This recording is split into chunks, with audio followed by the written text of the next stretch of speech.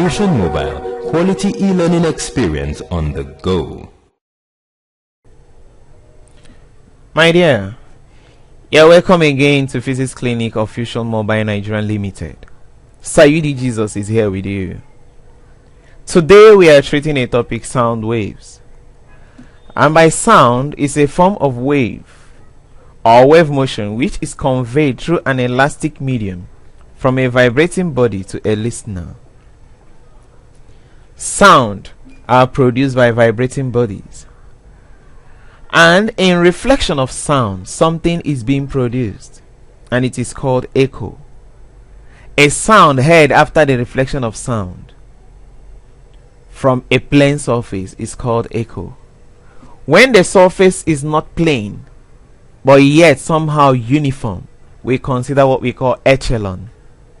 Now when this sound heard is multiple, not single or impulses, is now multiple, we call it reverberation. Application of echoes.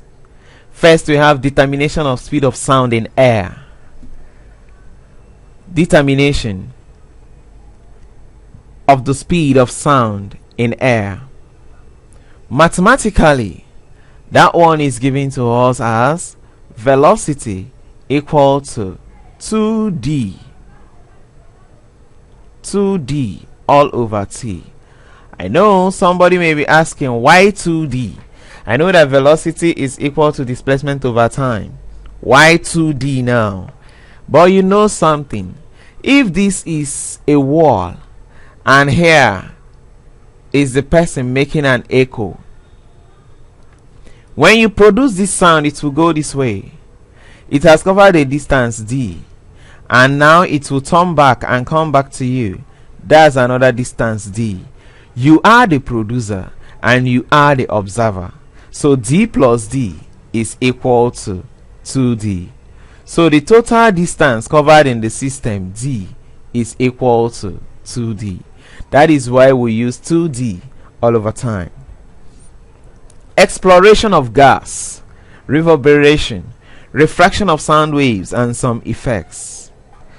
Now we consider and talk about Doppler effect. Is the change in frequency of a source when there is a relative motion between the source and the observer. It is also occurs in light waves. My dear, when you are standing by the roadside and the governor of your state passes by, you hear the siren, and when it moves, what happens to the siren? It will keep fading down. The sound will keep fading down. The sound from the siren will keep fading down. That's change. That change is an apparent change. It's not as if the real sound is going down, no, but because it's moving away from you, it's fading down. That apparent change is what we call Doppler effect. Musical sound and their characteristics. But before we go into this, I want to bring to us that there are two major types of sounds: noise and rhythm. Noise is a sound produced with an irregular combination of frequency, while rhythm or music is sound produced with regular combination of frequency. Noise is not our interest here, but rhythm, and that's why we are discussing musical sound and their characteristics. The first character of a musical sound is pitch. This is the property which enables us to note or differentiate a high note from a low note. Quality or timbre is also another property which enables us to differentiate sound from the same pitch, the same loudness, but from different musical instruments. This time around is the same note.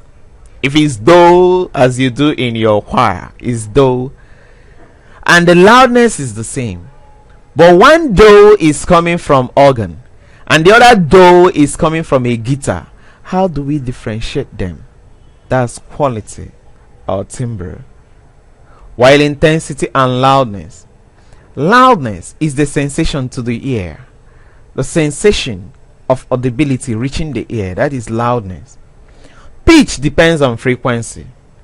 Quality depends on overtones, while loudness depends on intensity or amplitude square or the air column on pressure. From there, we'll now discuss resonance. I know we've talked about resonance before, and we'll say that resonance can only be obtained when that particular body is now vibrating with the other one in a particular or its original frequency. So we'll say that resonance is an effect caused by a vibrating body setting another body vibrating, both having the same natural frequency. Vibration of air column.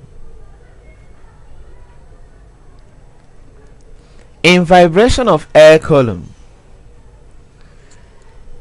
from what I told you earlier, we'll make use of it now.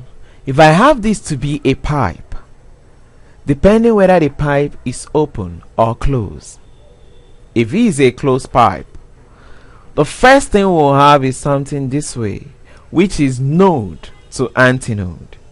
If from here to here is length, from here to here we said is what? Lambda all over 4. While if it's an open pipe, for example, the first thing we'll have here is something like this, where from here to here is lambda over 4, while here also lambda over 4, and this is considered as what? L. Taking it in that form, we can say that L here is equal to lambda all over 4, which means that lambda is equal to 4L all over 1. But this one, which is an open pipe, here we have L equal to lambda over 4 plus lambda over 4 will give you lambda over 2. That means lambda is equal to 2L all over 1.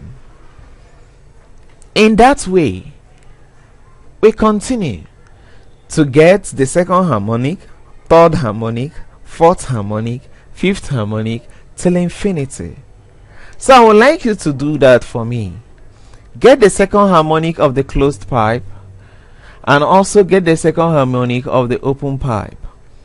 Then pick up your textbook and see what is like to get it down up to the 10th harmonic. And you know that the 10th harmonic is the 9th overtone in both. Now after that, move over and take a detailed study on sonometers. Now I would like to make a general view on this. We'll say that lambda is equal to 4L all over N. 4L all over N. Then we also have 1 lambda equal to 2L all over 2N minus 1. Please take these two very serious. They are the general formulas that can handle any problem on vibration of air columns.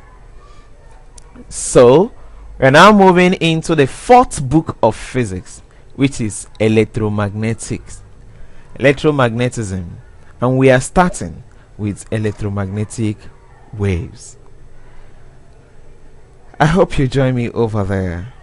Have a wonderful time, and remember what I told you in the previous lecture. Thank you.